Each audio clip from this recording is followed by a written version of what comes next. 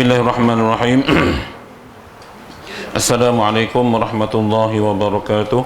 Ila hadratil Mustafa Rasulullah sallallahu alaihi wasallam wa kafatil anbiya wal mursalin wal ulama'i was salihin wa ila arwahi jami'il qubur muslimin wal muslimat wal mu'minin wal mu'minat syai'un lillahi lahum al-Fatihah. A'udzu billahi minasy syaithanir rajim. Bismillahirrahmanirrahim. Alhamdulillahi rabbil alamin. Arrahmanir rahim. Maliki yaumiddin. Iyyaka na'budu wa iyyaka nasta'in. Ihdinas siratal mustaqim. Siratal ladzina an'amta 'alaihim ghairil maghdubi 'alaihim waladdallin. Amin. Alhamdulillahi rabbil alamin wa bihi nasta'in wal 'aqibatu lil muttaqin wa la 'udwana illa 'alal zalimin wassalatu wassalamu ala asyrafil anbiya'i wal mursalin wa ala alihi wa sahbihi ajma'in. Subhanaka la 'ilma lana illa ma 'allamtana innaka antal alimul hakim. Rabbi shrah li sadri wa yassir li amri wahlul 'uqdatan min lisani yafqahu qawli.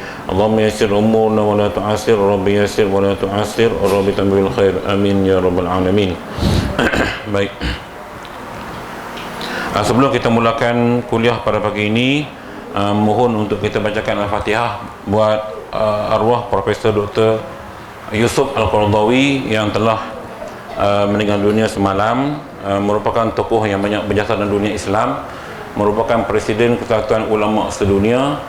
Banyak kitab-kitabnya yang menjadi rujukan penceramah-penceramah kita, termasuk Ustaz Al-Idrus, terutama kitab Al-Fatawa Al-Muyassirah dengan Al-Fatawa Al-Mu'asir. Jadi kitab-kitab dia yang banyak beliau fatwa tentang contemporary punya isu yang tak ada dibahas dalam kitab-kitab lama. Maka beliau banyak berjuang ataupun menyumbang dalam bab-bab ini, dan memang beliau amat faqih tentang ilmu fiqh yang kita belajar ni lah ya. Syai'un lahu al-Fatihah. A'udzu billahi minasy syaithanir rajim. Bismillahirrahmanirrahim. Alhamdulillahi rabbil alamin. Arrahmanir rahim. Maliki yaumiddin. Iyyaka na'budu wa iyyaka nasta'in. Ihdinas siratal mustaqim. Siratal ladzina an'amta 'alaihim ghairil maghdubi 'alaihim waladdallin. Amin. Baik. Tuan-tuan, kita dah habis cerita tentang mukadimah faraid lebih kurang, dan kita tak masuk tajuk faraid kerana ia di luar bidang kemampuan saya untuk mengajar bab tu. Waalaikumsalam. Dan kita cerita juga tentang hibah, ya, pemberian hadiah kepada orang yang kita suka, dan juga wasiat, iaitu tajuk yang akan kita bicarakan pada hari ini. Kitabul Wasiat, muka surat 139, kitab lama 139, kitab lama, Kitabul Wasiyah. Kitab Rumi berapa ya? 200. Baik, kitab Rumi 200. Nah, kitab Jawi 139. Kitabul Wasiyah. Baik. Jadi kita duk dengar wasiat ni kan. Saya rasa semua dah makruf term wasiat ni. Cuma kadang-kadang kita faham dengan tak apa benda wasiat tu. Adakah wasiat sama dengan hibah? Dia hampir sama, cuma hibah ini kita beri waktu kita hidup dan terlaksana waktu kita hidup. Tapi wasiat kita buat waktu kita hidup, terlaksana waktu kita mati, lepas kita mati. Nah, faham nah? Kalau faraid tu dia berlaku, kita tak ada buat apa-apa dan kita meninggal, maka jadi faraid. Okey. Jadi dalam ketiga-tiga benda ini, kalau ikut dalam konteks zaman sekarang, tuan-tuan perempuan, kita kena fokus kepada hibah dan wasiat. Ya, hibah dan wasiat. Itu lebih mudah untuk ditadbir urus. Dan di Selangor, tuan-tuan boleh rujuk kepada pihak MAIS, ada satu unit dipanggil unit wasiat. Mereka boleh menjadi jurutulis apa yang kita nak wasiat, dan dia charge fees. Dia ada fees, ialah bergantung pada nilai harta yang kita wasiatkan itu. Kalau tuan-tuan nak cari orang payah, pergi ke pejabat MAIS, cari unit wasiat, unit harta pusaka wasiat, ada panel penulis dia. jurutulis wasiat. Nah, jangan duk pening. Kita ada MAIS, ada benda tu. So tak ada masalah. Baik. Dalam Al-Quran, tuan-tuan, surah An-Nisa banyak menceritakan tentang hal-hal membaikkan harta pusaka dan wasiat. Sebagai contoh, ba'na'udzubillahi minasyaitonirrajim, min ba'di wasiyatin yusi biha aw dain. Pembahagian harta pusaka itu bila kita boleh buat selepas tunaikan wasiat, min ba'di wasiyatin yusi biha, yang diwasiatkan padanya, aw dain, ataupun hutang yang telah kita selesaikan, baru dibayar harta pusaka. Maknanya wasiat tu buat dulu. Setelah urusan perkebumian selesai, kos semua tanggung, hutang semua kita dah settle, tunaikan wasiat, lepas itu baru bagi harta pusaka kalau ada. Kalau tak ada, mana wasiat tu dia dibuat semua clear, so zero lah, senang lah, meninggal aja settle, dah ada dah. Cuma kena ada jurutulis ataupun trustee yang menjalankan benda ini. Baik, Kitabul Wasiyah, qala al-musannifu rahimallahu ta'ala wa nafa'ana bi'ulumi fi darain. Ini kitab pada menyatakan hukum wasiat. Hukum wasiat. Baik. Sah wasiat yang mukallaf. Maknanya orang yang nak wasiat itu hendaklah dia mukallaf. Orang yang dibebani dengan hukum taklif. Maknanya kefarduan solat, kefarduan puasa, kefarduan haji, kefarduan zakat, ini hukum taklif. Baliklah cukup umur, nah, dah sampai hukum wajib dia kena buat semua benda. Itu sah wasiat dia. Merdeka, bebas. Lagi mukhtar. Mukhtar sini tuan-tuan maknanya bebas membuat pilihan. Mukhtar, kita nak pilih siapa kita nak bagi wasiat, ikut suka. Tuan-tuan ingat tak cerita 3 Abdul? Siddiq Sigaraga telah mewasiatkan hartanya di Afghanistan, Turkistan, Gostan semua tu kepada Abdul Wahab ini sebelum beliau meninggal. Sebab dia tahu 3 beradik ni kalau berkelahi, hak bongsu akan nanya, boleh hak sulung dengan hak tengah. Jadi Siddiq Sigaraga dia pintar, lalu dia dah buat wasiat di awal. Maka sebab itu bila dia meninggal, datang dalam mimpi, maka Piramli pergi berjumpa dengan peguam Osman Al-Akakil lah, gitulah lebih kurang kan. Jadinya apa Siddiq buat? Siddiq berwasiat. Ini wasiat ni tuan-tuan nak faham mudah, ingat cerita 3 Abdul. Jadi dia berwasiat tanah-tanah semua milik kepada Piramli.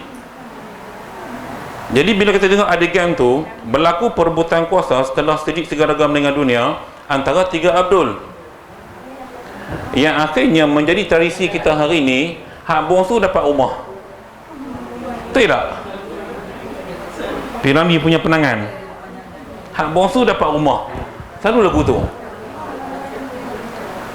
sama ada dia perempuan atau dia lelaki-lelaki. Hak lain dapat tanah sebagainya kan. Jadi itu realiti yang berlaku zaman cerita Piramli. Tetapi kalau kita tengok pengajarannya sampai kita ke hari ini, jadi mukhtar ini maknanya dia boleh buat pilihan, bebas. Dia nak bagi kat siapa, kat anak dia ke, dekat siapa-siapa ke, tak kisah. Sebab dia harta banyak. Sebab tu saya katakan minggu lepas, kena declare tu mah banyak mana, kereta berapa biji kan, benda-benda gini yang akan dikira nanti. Itu makna mukhtar. Mukhtar pada ketika wasiat, pada mana dia buat wasiat tu dia memang sihat, dia memang waras. Maka tiada sah daripada kanak-kanak. Jadi tak munasabah budak-budak nak wasiat tuan-tuan, sebab dia ada tanggungan. Takkan dia nak wasiat ni gula-gula bagi kat kawan saya nak, tak terpakai, jadi tak sah sebab dia belum balik, dia belum mukallaf. Kanak-kanak tak boleh, dan yang gila lagi tak boleh sebab kewarasan akalnya dah tak ada. Lagipun harta memang tak ada sebab dia gila. Kalaupun dia ada harta, mungkin dia tak ambil oleh orang lain.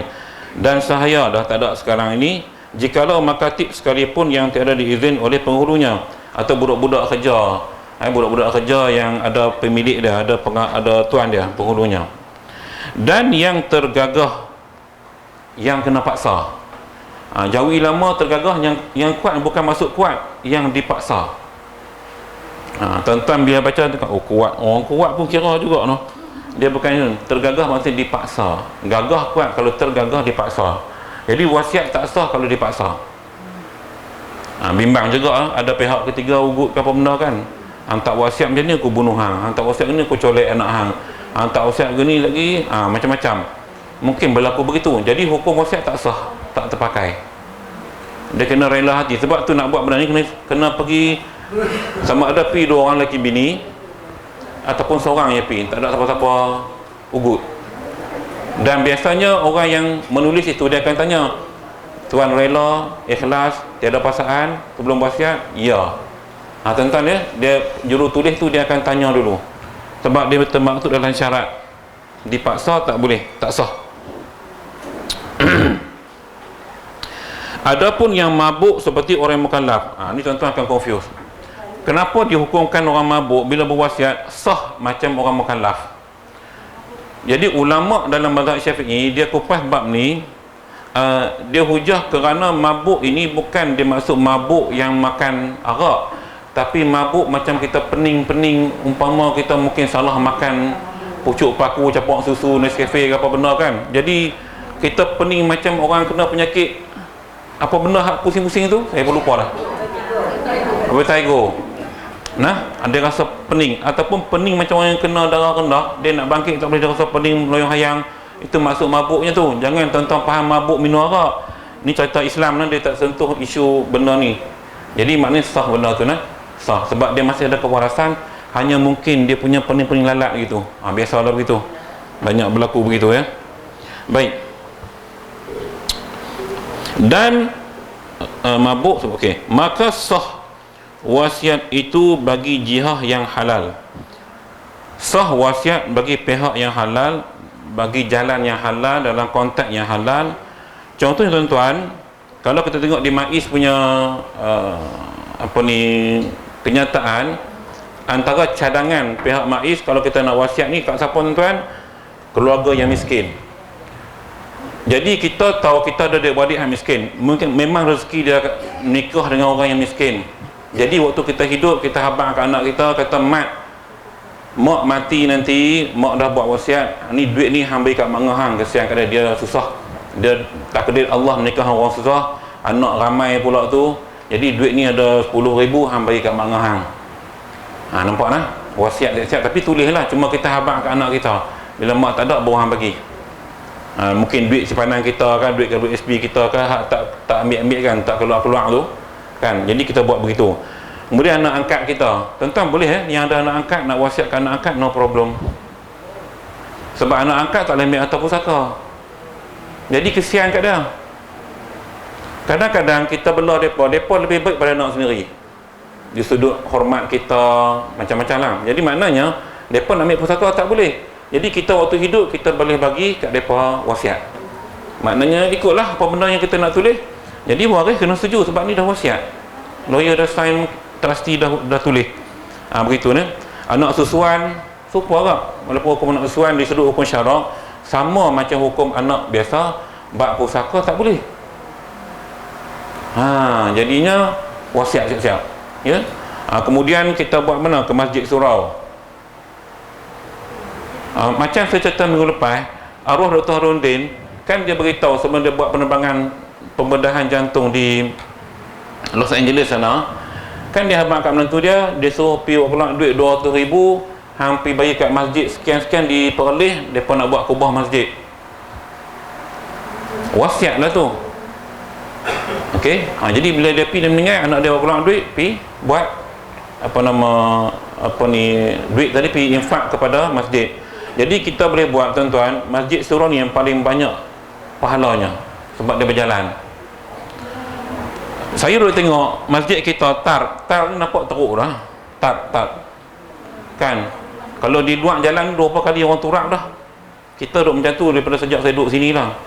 Duduk tanya sahabat-sahabat saya yang kontraktor, berapa kos kalau nak tar masjid ni? Oh, dia kata mahal ustaz lah ni, 200 ke 300. Tu dia lah kata. Hak kualiti lah, bukan hak carai hak berjalan tu. Hak carai tu hak depa bohsak berlubang. Ni kira hak power punya, yang kira yang kejap. Dia korek dulu, dibubuh simen tu baru dia botak. Dia memang dia takkan ni. Jadinya bila kita nak wasiat ni, contoh siapa nak buat lah kan, bila kita nak wasiat, kita kata buat dokumen, kita tulislah 50% daripada duit simpanan aku kat tabung haji, contoh aku wasiatkan untuk pembinaan tar masjid ataupun pembelian kapek masjid, contoh ni contohlah, tak kira lah masjid mana pun tuan-tuan, ataupun ma'had tahfiz sekian-sekian, buat rumah guru ke, ataupun rumah anak yatim ke. Jadi masjid surau, benda yang boleh kita wasiat. Selain pada masjid surau, badan kebajikan, KWE ada badan kebajikan, boleh, tak ada masalah kan itu saya cadangkan, kita buat kebajikan, kumpul duit, hantar barang-barang keperluan ke orang susah, tak ada masalah, boleh buat nah. Okey, baik, selesai. Jadi dia kata seperti membaiki masjid, macam Dr. Rondin. Sebab tu saya katakan orang-orang alim ni, mereka dah baca kitab ni, mereka mengaji lama kitab ni, kita baru mengaji hari ni. Jadi mereka nampak hak tuan kitab tulis nombor 1 pada dia, membaiki masjid. Walaupun contoh, tapi contohnya contoh yang aula.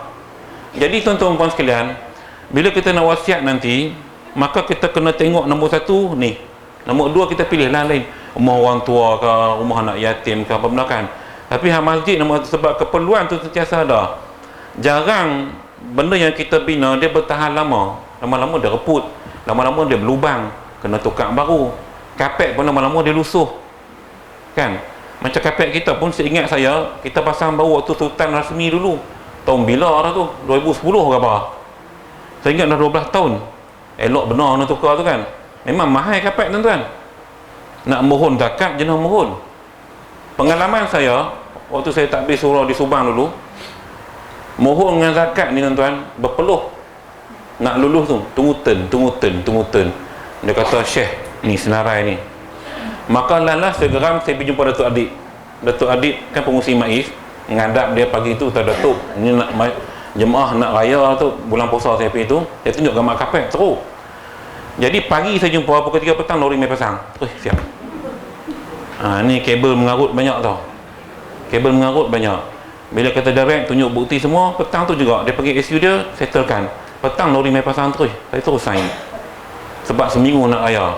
Jadi maknanya benda tu kadang-kadang birokrasi. Dana cukup, duit zakat berlambak berjuta ke Selangor ni. Baik. Baiki masjid dan umpamanya. Masuk masjid surau, ya. Dan tiada sah wasiat bagi kafir dengan sahaya yang muslim. Orang kafir tak boleh wasiat pada orang Islam. Ada satu cerita tuan-tuan tahu, sekolah hafiz di Kelang dekat dengan bank nasional, dekat traffic light tu ada satu sekolah hafiz nama dia, yang PU Hafiz punya. Kalau tuan-tuan lihat bangunan situ, asalnya milik saudagar Cina Kelang. Nak cerita wasiat ni, orang Cina wasiat ni. Jadi ketika itu pihak sekolah hanya menyewa sedikit saja bangunan untuk buat sekolah tahfiz. Tak tahu apa ilham ataupun apa hidayah Allah beri kepada Cina ni, belum dia mati, dia panggil anak dia 3 orang, macam kes 3 Abdul ke rupanya, anak 3 orang lah, jantan semua. Lalu dia kata, kita punya properti dekat kawasan cabang 3 ni, yang ada BSN apa semua ni, ini semua kata dia nak bagi dekat haji ni, ayah kepada PU Hafiz ni, dengan bayaran yang sangat murah lah. Saya tengok berapa ribu, dalam 100,000, tapi kalau bangunan memang luas lah sekolah tu. Wasiat orang bukan Islam, tapi pada anak dia yang bukan Islam lah. Tapi nak cerita, dia ada wasiat, entah apa ilham Allah Ta'ala bagi kat dia, saya tak tahu. Dia nak wasiat pada orang Melayu kita buat buka sekolah.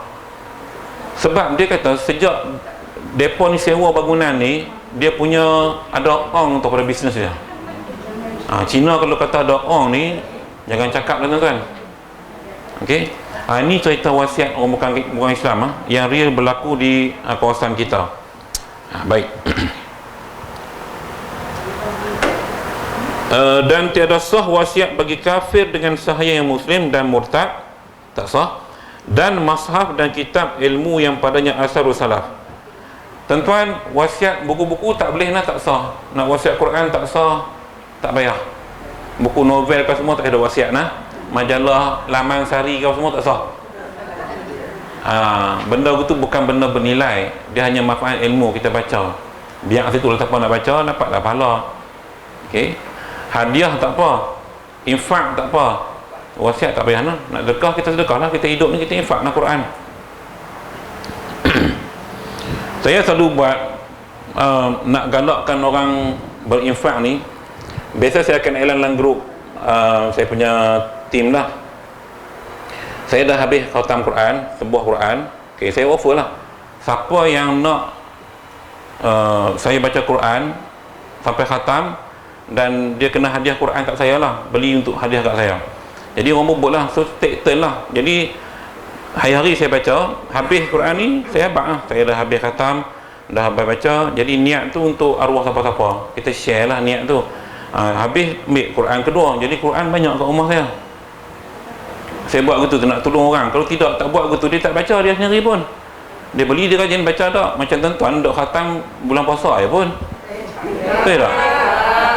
Lah ni buat program baru muslimat ni, hak AJK baru ni kan, whole year. Jangan kira bulan puasa, tuan-tuan buat je. Letakkan KPI, tak ni sebulan pun, kurang-kurang kita buat 3 bulan sekali, quarter, majlis khatam Al-Quran Muslimah TPP. Nak buat dah setahun berapa kali dah ni? Naik grade, naik dia punya level. Lepas ni buat 3 kali, kita buat 4 bulan sekali. Jadinya jadikan kelaziman. Tuan-tuan baca tak baru ni, bila bapa mertua Ustaz Ahmad Rozki meninggal, dan wartawan semua tu dia benda yang menjadi viral, iaitu dia mendampingi Al-Quran dan dia khatam setiap 3 bulan sekali. Ayah pak mentua Ustaz Ahmad Rozki. Jadi bila kita tengok, kita mungkin tak mampu nak buat, tapi kalau orang ramai mungkin boleh buat. Tapi ni cerita seorang tuan-tuan nak berhabis seorang untuk 3 bulan, kalau tak istiqamah saya rasa payah juga tu no. Kita khatam ramai ni sebab boleh ramai-ramai. Hang baca sikit, aku baca sikit kan, boleh lah. Cuba tuan-tuan boleh buat seorang tengok, kemas tak kemas. Jadi try lah tengok, ya. Baik. Mazhab dan kitab ilmu yang padanya asarul salaf. Yang ni taklah kat perpustakaan masjid ke mana-mana ke, ya, peninggalan buku-buku. Baik. Dan sah wasiat bagi anak yang dalam perut, yang ada ia pada ketika wasiat dengan yakin. Maknanya tuan-tuan, kita mungkin ketika itu kita terasa, biasanya Allah akan datangkan tanda-tanda, so kita terasa kita nak wasiat, dan kebetulan kita belum ada cucu waktu tu, hanya ada cucu sulung dalam perut, dan kita confirm sebab dah scan pun semua, tahu jantan betina memang akan beranak di udik tahun belakang dah. Tu dia kata ada yakin ketika wasiat itu berlaku. Jadi kita atas dasar duk teringin cucu lama dah, mungkin anak tunggal kan, jadi anak besar kahwin, teringin budak-budak kan, lalah menantu kita pun mengandung, maka kita boleh wasiat sah kalau kita dah yakin memang ada janin dalam perut dan dah sah jantina. Jangan tak sah lagi, duk wasiat barang kemas, ada 50 gram ni kat cucu aku dalam perut, tahu-tahu keluar jantan. Maka sebab itu para ulama dia menggalakkan kita bila kita mengandung, kalau anak lelaki baca surah Yusuf, anak perempuan baca surah Maryam. Bukan waktu mengandung, waktu sebelum alam perkahwinan. Kahwin tu terus pakat laki bini, jangan bertengkar dua-dua. Seorang surah Yusuf, surah Maryam, anak pondan, jahanam. Jadinya kena setuju sepakat. Bang, anak pertama kita anak perempuan boleh tak? Boleh. Okay, kita pakat baca surah Maryam. Panjang tu nak habis tu nak. Okey, lepas tu yang kedua pula ada begitu. Bukan susah sangat pun. Itu sebab kadang-kadang saya pelik bila orang jumpa kan, Ustaz, kami semua jantan. Tak ada langsung perempuan, nak juga anak perempuan. Jadi pakat baca surah Yusuf lah. Cuba baca ramai surah Yusuf, laki bini baca hari-hari. InsyaAllah doa. Ada lah tu zuriat tu. Baik, yakin ya, yakin ada. Dan sah wasiat bagi waris jika diluluskan dia segala yang tinggal daripada warisahu, warisnya, hartanya ya, sama ada lebih daripada 1/3 ataupun tiada. Dia kalau ikut tuan-tuan, wasiat ni tak boleh untuk waris. La wasiyata illa liwarisin illa min sulus. Nabi sebut tak boleh wasiat harta pusaka kepada waris lebih daripada 1/3. Memang ada dalil Nabi sebut. Cuma ulama contemporary dia memfatwakan, kalau dirujuk mufti wilayah pun, kalau dipersetujui oleh semua anak beranak, so tak ada masalah. Jadi bila mai hari raya, kita panggil anak beranak kita semua mai, ni kita buat mesyuarat tingkap, mesyuarat ahli tingkap, PIBG rumah punya. Kita kena declare lah, kata mak ayah ni, mak dengan ayah dah setuju, kami dah pergi buat sekian hang ni wasiat amak dah tulis semua, hampa setuju tak semua? Kalau kata semua setuju, kami ikut je, yang perempuan bisa ikut je lah, jangan nak bertengkar. Okey lah. Jadi saya cerita apa berlaku pada kami bila ayah mutu saya meninggal. Malam kedua tu abang Hak Sulung panggil menantu dah lah, kami menantu, saya menantu lah, kami saksi dengar je lah. Dia panggil, dia beritahu siap, okey, ni harta ayah dekat sekian bendang, sekian tanah, sekian semua. Okey, dia habaq Zul ambil kebun ni, hampa 2 orang ambil hak ni, bendang hak ni saya, rumah saya dapat tanah rumah tu lah, hak bongsu. Biasalah, 3 Abdul bongsu. Jadi semua setuju. Dia bagi, dia minta pandangan abang Hak Sulung. Okey, semua setuju. Esok tu dia pergi jabatan terus pergi buat. Selesai minggu tu juga settle, tukar nama semua, tak ada balah dia balik, senang, tak ada masalah tuan-tuan. Jadi masalah ni kita duk tangguh mati hak ni, jam nak kena kira balik. Lepas tu masalah kita hari ni tanggung. Jadinya kalau dapat dibuat awal lagi senang, wasiat buat awal. Ingat yang tak boleh 1/3 tu, kalau waris seorang tak setuju memang tak boleh, tak lebih 1/3. Jadi kena dapat persetujuan semua waris, reda lah, reda ya.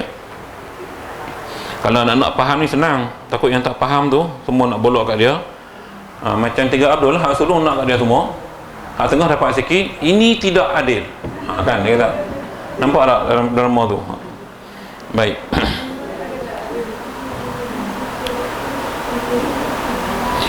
Dan diiktibarkan diluluskan dia oleh warisahu, warisnya, atau ditolakkan dia itu kemudian daripada mati musi. Maknanya tuan-tuan, penolakan dan penerimaan, sebab wasiat ini dibuat ketika hidup. Ketika hidup. Kalau ketika sakit nak mati tak boleh, dia mesti sihat. Kita akan baca lepas ni. Jadinya waktu macam ni lah, waktu tuan-tuan macam ni, dah dengar kuliah ni, pakat bincang elok lah kan. Kita tak mau, kita katakan bila dah mengaji tiba-tiba kita duduk tangguh habis. Jadi ya, ada anak-anak bincang elok yang sebab sekarang masalah ialah yang dah bekerja tak ada masalah tuan-tuan. Yang hak kecil-kecil ni tak tahu apa nasib mereka ke depan. Hak kerja tak apa, mereka dah kerja, dah ada gaji, mereka dah beli rumah kan. Ni hak kecil-kecil ni, masa depan dia nak mengaji, nak ambil duit mana. Benda ni yang kita kena lihat betul-betul dalam agihan wasiat tu nanti. Jangan tuan-tuan bagi sama rata, hak kerja dah seronok dah, ni hak kecil ni. Jadinya agihan tu biar kita katakan sesuai. Adik hang kecil lagi, dia baru darjah 2 kan. Jadi dia nak hidup tu lama lagi. Jadi harta ni memang nama dia. Esok dia balik, dia dah besar, serah kat dia. Pesan kat abang-abang lah, maknanya lagu tu. Jadi kalau tuan-tuan bagi sama rata semua atas dasar keadilan, pada saya lah, saya nampak yang kecil ni kesian. Sebab kos sama rata hari ni tak sama dengan kos akan datang kan. Boleh jadi barang tu mahal, dia ada ciputnya duit, semua dapat seorang 10,000 contoh, perempuan 10,000, semua 10,000. Jadi hak kecil ni 10,000, dia nak belanja apa zaman dia? Sekarang dia tak boleh belanja sebab tanggungjawab orang lain lah, sebab dia belum balik. Jadi kita kena ambil cara yang tu lah. Jangan kita pukul rata semua. Tengok keadaan dari situasi. Itu maksud di sini lah. Jadi nak terima dengan tolak tu, benda tu masa perbincangan dibuat sebelum mati. Kalau dah mati kena terima lah, macam piramid lah. Untung dia, sebab bapak dia faham anak aku buat bongsu akan jadi masa. Nampak tak cerita tu piramid dah tunjuk kat kita dah. Hanya kita perlu adopt dalam budaya kita kalau kita nak buat wasiat. Begitu dia nampak dah. Dan sebenarnya sah wasiat itu dengan katanya beri olehmu akan dia baginya. Ni zaman dululah nah. Sebut pun okey lah. Maknanya nanti aku tak ada bagilah bom 50 ni bungkus dekat Masjid Jaya. Contoh lagu tu lah. Mana cakap hang bagi olehmu nah. Tu ayat dia tu dah sebut tu. Beri olehmu akan dia baginya. Atau ayat kedua lah, aku hebah akan dia baginya. Hebah bagi juga. Hebah, sebut hebah bahasa Arab, hadiah lah baginya. Atau aku jadikan dia baginya. Macam payah nak faham tu. Jadikan apa pula? Maksudnya mungkin dia kata dia jadikan rumah ini untuk dia, untuk siapa-siapa lah yang dia nak wasiat tu. Mungkin dia rumah banyak, aku nak buat rumah ni untuk anak aku ni. Kan orang tu dulu sebut dulu kan, tanah kita di sana tu nanti ayah nak buat rumah kat kan selalu orang tua kita sebut kan, zaman dulu punya cerita dia sebut. Jadi terpakai tau dalam kitab ni. Kalau istilah tu sebut memang terpakai. Tanah kita mungkin di Simpang 4 sana tu, dia mak nak buat rumah kat adik hang kan. Jadi orang dulu dia banyak tanah. Kita lah tanah tak banyak, rumah banyak. Pasal semua tanah dia buat rumah, kita beli rumah serupa lah. Serupa, tak ada masalah. Atau adalah ia baginya. Okey, maknanya bahasa paling pendek. Ni kereta lagu guna ayah kereta bagi kat adik hang. Motor bagi kat hang. Bahasa mudah. Cuma zaman lah ni kena dokumentasi lah. Ni zaman dulu tak apa cakap mulut. Zaman lah kena tulis belakang. Tak boleh kena tulis belakang. Payah. Pasal pembohong banyak sangat. Munafik terlalu ramai zaman lah ni. Macam-macam. Fitnahnya Allah Akbar. Baik. Dia kata apa? Ia baginya kemudian daripada matiku, selepas aku mati. Mana benda tu berkuat kuasa bila kita dah meninggal. Orang yang wasiat tu dah meninggal, barulah benda tu dikuat kuasakan hak milik. Selama mak ayah hidup, belum lagi. Hanya tertulis di dokumen saja. Sebab tu kena ada trustee, lawyer yang jaga benda ni. Okey. Baik. Pada segala yang empat ini, yang empat mana yang lafaz tadi ya, yang empat tu yang lafaz tadi, kerana disandarkan tiap-tiap daripadanya bagi mati, dijadikan dia dengan makna wasiyah. Dan dengan katanya aku wasiat baginya dengan bagian-bagian, dan jika tiada dikata kemudian daripada matiku sekalipun. Jadi maknanya benda itulah yang kita panggil sebagai wasiat sebut mulut yang didengari oleh saksi. Kalau dia sembang seorang tak jadi. Kadang-kadang sampai satu tahap mungkin dah nyanyuk ke apa kan, duduk sembang seorang, duduk buah pokok bimbing buluh sembang. Aku ingat tanah aku tu beri kat sini. Dia duduk ingat ni di sembang seorang dia. Jadi bila berlaku ni, ayah dah pernah wasiat kat hampa sebelum ni. Kat mana ayah? Waktu tu ayah seorang-seorang buah pokok buluh. Jam. Tak berlaku sebab apa? Seorang-seorang. Dia mesti ada saksi. Dia sebut tu mesti ada orang dengar. Anak seorang ke dua orang dengar, baru jadi benda tu valid, sah. Sebab tu kena tulis lah. Ni cerita zaman dulu lah. Allah kena tulis lah. Baik.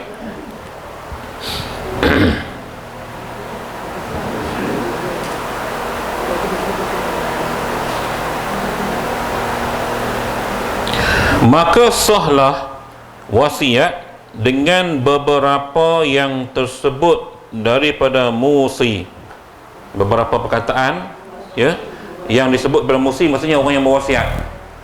Yang disebut tadi dikira sah asalkan ada perkataan hibah, beri, ambil, apa lagi yang sama waktu dengan dia lah, dia sebut begitu. Serta qabul musalahu, maknanya serta terima oleh yang kita wasiat, dia akul, diterima. Sebab tu anak-anak yang taat ni dia tak cakap banyak dah.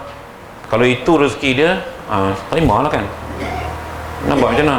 Jangan kita cuba seadil mungkin, tetapi mungkin ada bias kat mana-mana, wallahualam. Tapi kita cuba seadil mungkin, dan kalau anak tu yang ada agama, dia terima aja. Bahkan ada anak yang tak mau langsung, kata dia cari sendiri. Cukuplah mak ayah bela aku dah elok, dapat pendidikan, dapat kerja apa semua, harta ni kira hak bahagian aku, infak dah kat siapa-siapa. Ada yang macam tu tuan-tuan. Takdir Allah, dia memang kaya. Mungkin mula susah tapi dah kaya, mungkin harta terlalu banyak pun dia buat pening kepala dia. Buat apa? Nak takbir urus tu susah. Kita hak ada sikit-sikit pun pening nak ngira dah. Tambah hak banyak-banyak, tak tahulah hak jutawan naik helikopter lagu mana lah harta depa kira. Pening kita. Kat Malaysia kan ramai sekarang kan yang ada apa, yang naik helikopter tu, yang duduk Kelantan tu, jutawan sampah tu. Cerita kutip sampah ya mula-mula tu. Memang betul tuan-tuan. Waktu saya di Subang, seorang jemaah surau saya kerja kutip sampah, orang Indonesia, kutip sampah ya. Balik Indonesia, mai setengah wak kat kampung, wak balik buat apa? Buka stesen minyak. Terkejut saya. Rupanya kutip sampah di Malaysia boleh buka stesen minyak di Indonesia. Tu zaman kotak sekilo 4 kupang. Sebab saya pun kutip sampah agak zaman susah dulu. Jadi saya tahu kotak 4 kupang, kertas putih 6 kupang sekilo. Lah kalau kita jual kotak, saya duk pergi hantar kotak-kotak kat semua, kan banyak kotak kat kedai, nak buat lori pergi hantar dekat Bukit Puchong tu. Dia lah ni sekilo RM1.5 ke RM1.6. Mahal dah. Hak kertas putih ke RM3 orang ni. Oh, saya kata patut pun dia duk kutip hari-hari, kutip sampah, boleh buka stesen minyak dekat Indonesia. Maknanya kaya lah tu. Kutip sampah boleh kaya. Jadi tak mesti jutawan sampah yang naik helikopter boleh kaya. Memang betul.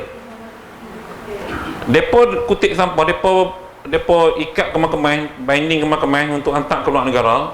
Jadi dia timbang berapa tan tu, berapa dia orang dapat tu. Dengan dikira kat kita sikit je dia bagi tu. Nak cerita kekayaan orang kutip sampah, jangan pandang enteng untuk kat sampah. Kaya tu tuan-tuan tu, yang kutip sampah keliling rumah kita tu. Dahsyat. Ni apa pula iklan ni? Puan Jamilah. Oh, doa selamat dia, doa selamat untuk Puan Jamilah Mak Yasin, ada pendarahan dalam mata, masya-Allah. Sudah dibedah dalam proses penyembuhan. Baik, untuk mata tuan-tuan, tuan-tuan tengok kuliah siapa? Saya dah tahu lama dah. Kuliah ustaz yang Kelantan tu, yang pakai sorban besar tu, Yaman tu, saya lupa. Dan beberapa ulama Malaysia kita yang terlibat dengan perawatan alternatif macam kami, rawatan mata paling bagus kalau berani buatlah madu titis. Madu titis kat mata. Guru saya sampai kelas tak boleh buat entah sebab pedih. Guru saya umur 80 daripada Indonesia. Saya panggil Abi kat dia. Umur 80 tuan-tuan, mata terang menerang. Betul dia satu ya, titis madu. Dia buat sekali semua hidup. Pedih, memang pedih. Lepas tu cerah, clear. Nombor 2, ni kalau cerita pedih sangat, apa nama, madu. Nombor 2, minyak zaitun. Titislah kat mata. Ini perubatan kuno yang dah lama diamalkan oleh ulama-ulama kita. Sebab itu tuan-tuan, saya tak pelik kalau tok guru kita Mak Kilau sebagainya. Tuan-tuan tengok, kalau filem Mak Kilau tu mungkin tak nampak real Mak Kilau, tapi kalau tengok sejarah Datuk Bahaman, Mak Kilau, Tok Nyanggut, mereka mana pakai spek. Nampak musuh 2 km, boleh nampak terang. rupanya amalan ini, amalan sebenarnya dalam perubatan Islam dah lama pun penggunaan madu, fihi syifa'in al-Quran wal asr, untuk Quran dah sebut. Cuma bila saya teroka benda ni dan saya tak berani buat, saya peribadi saya tak berani buat sebab tak tahan pedih. Saya titih minyak zaitun mesti mengelupak. Tapi elok, pasal apabila kita bangun pagi dia keluar habis, nanah kuning-kuning tu dia keluar habis. Try buat, tapi kena buat malam sebelum tidur. Jangan buat pagi, pakai tak mengaji kita. Buat nak tidur, dia gini, pedih kalau mata kita rosak. Kalau mata kita cantik, tak pedih. Maknanya kalau kita selaput semua elok, kira kita tak ada masalah apa, titik dia tak pedih. Tapi kalau yang pedih tu mata yang sakit, yang ada masalah. Ini rawatan cara Rasulullah, Tibun Nabawi, yang kalau siapa nak buat boleh buat. Nak titis air mau boleh, tak ada masalah. Ni cuma bila cerita bab mata saya cerita lah, benda tu saya tahu. Nah, jadi nak titis berapa titis? Tengok saiz mata. Saiz kingkong 5 titis. Saiz orang biasa 3 titis. Titis kecil lah. Drop yang macam ni. Kalau tak tahan sangat, 1 titis cukup. Pejam mata, terus tidur. Esok pagi bangun, tuan-tuan boleh lihat dia keluar habis kuning-kuning, dia punya sampah sarap semua keluar. Bersih. Nampak jauh mata. Janji madu asli. Kalau keluluk tu dia pedih sebab dia masam tu dia pedih. Kalau madu tualang tu okey sikit dengan madu biasa.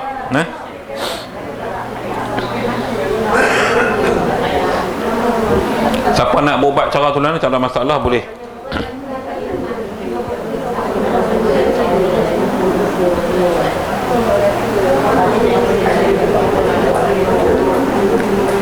Okey, kita sambung sikit lagi.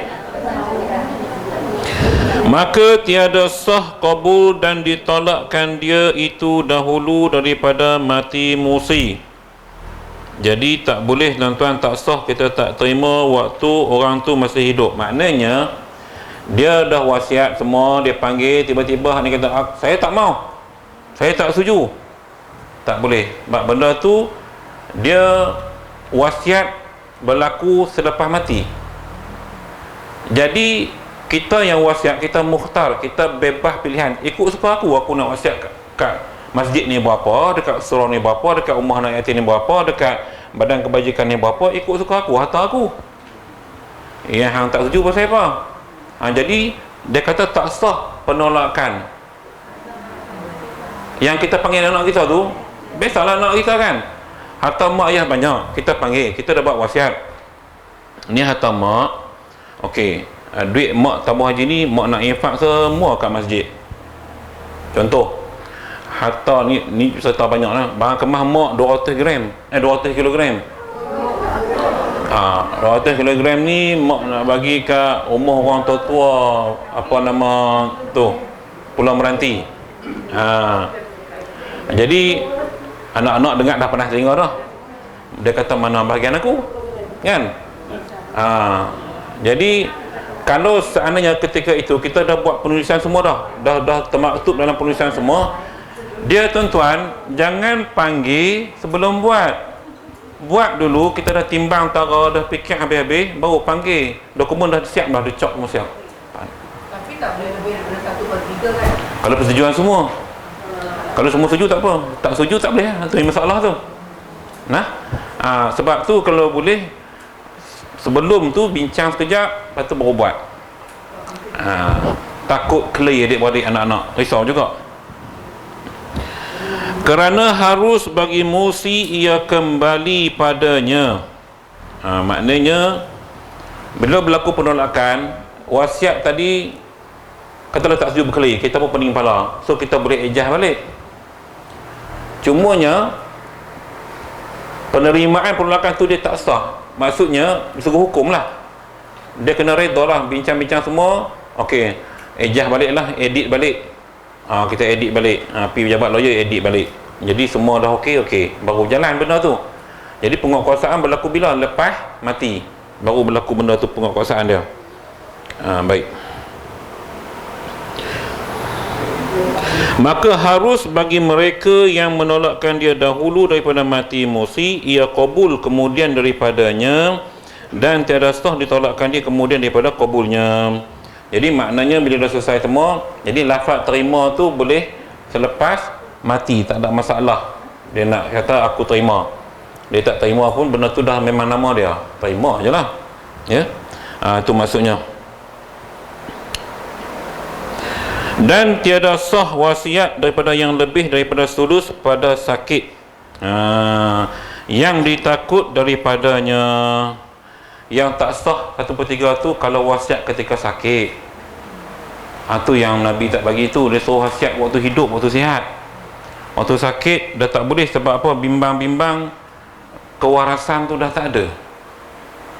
Sebab kita dibebani dengan azab sakit, jadi kewarasan gaduh-gaduh silap bulan, anak tinggal seorang nama, lupa. Tu anak ramai kali 12 orang, 15 orang, ingat 13, dua lagi lupa. Jam hak lupa tu kesian. Sebab kita sakit. Memang kalau siapa sakit pun, saya rasa tuan-tuan kalau sakit pun memang lupa. Ni sakit duk sihat ni pun akan lupa. Lupa kunci kereta, lupa beg duit. Kes sakit lah. Suruh anak ambil, mak tak kat mana? Bertengok atas para tu, tarak buku. Anak cari tak ada. Tak mana aku letak tadi. Kita duk sakit, jadi kita akan lupa. Tu duk sihat pun lupa, tambah sakit. Jadinya tuan-tuan, hari ni kalau kita kata kita nak sihat betul-betul ni, memang payahlah. Mesti ada sakit juga pasal makanan kita dan sebagainya kan. Kadang-kadang tak cari pasal pun ada juga sakit. Biasalah tu, ngantuk, terjatuh dan sebagainya. Jadi yang penting kewarasan akal kita boleh memikirkan baik dan buruk, boleh memikirkan positif dan negatif, dan juga masa depan orang yang kita sayang lah sebelum kita berwasiat, ya. Baik, jadi kita akan berhenti kat sini tuan-tuan untuk kita buat doa selamat. Dan tiada sah tu, ya. Kita akan sambung dan tiada sah tu sebab dia tu panjang kupasan dia tu, ya. Jadi sedikit sebanyak tentang wasiat. Kalau tuan-tuan dah dengar kelas ni, nak buat, pergi buat. Kalau nak mudah, pergi ke MAIS, jumpa pegawai. Saya tak pasti pejabat Sepang ada atau tak ada. Setakat saya pergi Sepang, unit pendidikan ada, unit nikah kahwin, tak salah kalau ada daerah. Tapi setahu saya dia ada kat HQ MAIS. Sebab di Sepang ni bukan MAIS, JAIS, dia bawah MAIS, ya. Pergi unit tadbir urus harta pusaka. Unit tadbir urus harta pusaka, cakap saya nak buat wasiat, nak jumpa pegawai mana, dia akan main pegawai, kita tunjukkan dokumen kita, apa benda kita ada, dia buat kiraan, dia cas berapa-berapa, dia akan tulis semua, nombor kontak waris semua ada. So bila berlaku kematian, baru mereka akan cari waris, mereka akan maklumkan. Jadi benda tu dapat menyelamatkan daripada perkelahian antara adik-beradik. Kita nak elak yang tu lah, ya, insyaAllah. Jadi mudah-mudahan perbincangan kita pada pagi ini mendapat manfaat kepada tuan-tuan dan perempuan, termasuk diri saya sendiri. Segala salah dan silap, ampunan maaf, kata bahasa. Wabillahi taufiq wal hidayah. Assalamualaikum warahmatullahi wabarakatuh. Kita akhiri dengan bacaan doa selamat. Ilah Nabi Mustafa. Mana esok pergi mana? InsyaAllah, ya.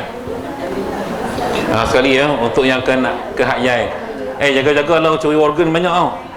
Tapi untung hak pergi orang tua jadi organ tak laku. Dia nak organ budak-budak. Baik. إلى حضرة المصطفى صلى الله عليه وسلم وكافة الأنبياء والمرسلين والعلماء والصالحين وإلى أرواح جميع المسلمين والمسلمات والمؤمنين والمؤمنات شيء له الفاتحة. أعوذ بالله من الشيطان الرجيم. بسم الله الرحمن الرحيم. الحمد لله رب العالمين الرحمن الرحيم مالك يوم الدين إياك نعبد وإياك نستعين اهدنا الصراط المستقيم صراط الذين أنعمت عليهم غير المغضوب عليهم ولا الضالين. بسم الله الرحمن الرحيم. قل هو الله أحد الله الصمد لم يلد ولم يولد ولم يكن له كفوا أحد بسم الله الرحمن الرحيم قل هو الله أحد الله الصمد لم يلد ولم يولد ولم يكن له كفوا أحد بسم الله الرحمن الرحيم قل هو الله أحد الله الصمد ولم يولد ولم يكن له كفوا أحد لا إله إلا الله والله أكبر بسم الله الرحمن الرحيم قل أعوذ برب الفلق من شر ما خلق ومن شر غاسق إذا وقب ومن شر النفاثات في العقد ومن شر حاسد إذا حسد لا إله إلا الله والله أكبر بسم الله الرحمن الرحيم قل أعوذ برب الناس ملك الناس إله الناس من شر الوسواس الخناس الذي يوسوس في صدور الناس من الجنة والناس لا إله إلا الله والله أكبر بسم الله الرحمن الرحيم الحمد لله رب العالمين الرحمن الرحيم مالك يوم الدين إياك نعبد وإياك نستعين اهدنا الصراط المستقيم صراط الذين أنعمت عليهم غير المغضوب عليهم ولا الضالين وقال ربكم ادعوني أستجب لكم أعوذ بالله من الشيطان الرجيم بسم الله الرحمن الرحيم الحمد لله رب العالمين حمدا شاكرين حمدا ذاكرين حمدا راضين حمدا مستغفرين حمدا يوافي نعمه ويكافئ مزيده يا ربنا لك الحمد كما ينبغي لجلالك وعظيم سلطانك اللهم صل على سيدنا محمد صلاة تنجينا بها من جميع الأهوال والآفات وتقضينا يا الله جميع الحاجات وتطهرنا بها من جميع السيئات وترفعنا بها عندك على الدرجات وتبلغنا بها أقصى الغايات من جميع الخيرات في الحياة وبعد الممات وعلى آله وصحبه وسلم تسليما كثيرا برحمتك يا أرحم الراحمين اللهم إنا نسألك سلامة في الدين وعافية في الجسد وزيادة في العلم وبركة في الرزق وتوبة قبل الموت ورحمة عند الموت ومغفرة بعد الموت اللهم هون علينا في سكرات الموت والنجاة من النار والعفو عند الحساب اللهم إنا نسألك العفو والعافية والمعافاة والصحة الدائمة في الدين والدنيا والآخرة اللهم إنا نسألك العفو والعافية والمعافاة والصحة الدائمة في الدين والدنيا والآخرة اللهم إنا نسألك العفو والعافية والمعافاة والصحة الدائمة في الدين والدنيا والآخرة اللهم أصلح ذات بيننا وألف بين قلوبنا واهدنا سبل السلام ونجنا من الظلمات إلى النور وجنب فاحش ما ظهر منها وما بطن ربنا لا تزغ قلوبنا بعد إذ هديتنا وهب لنا من لدنك رحمة إنك أنت الوهاب ربنا ظلمنا أنفسنا وإن لم تغفر لنا وترحمنا لنكونن من الخاسرين ربنا هب لنا من أزواجنا وذرياتنا قرة أعين واجعلنا للمتقين إماما اللهم اختمنا يا الله بحسن الخاتمة بقول لا إله إلا الله ولا تحتم علينا يا الله بسوء الخاتمة ربنا آتنا في الدنيا حسنة وفي الآخرة حسنة وقنا عذاب النار وصلى الله على خير خلقه سيدنا محمد وعلى آله وصحبه أجمعين سبحان ربك رب العزة عما يصفون وسلام على المرسلين والحمد لله رب العالمين تقبل الله منكم